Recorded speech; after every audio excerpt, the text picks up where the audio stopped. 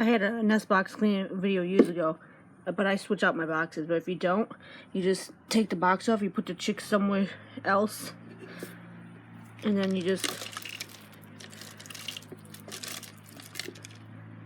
if you have a lot of stuff like that, you wash it out.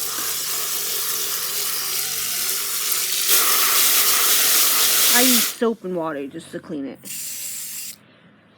But I switch them out because the box needs to dry, so.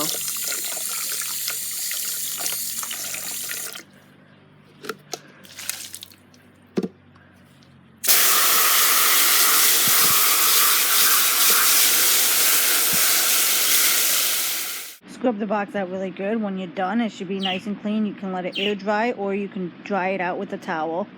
And that's about it. I like to air dry them completely though. You don't have to, but that's it.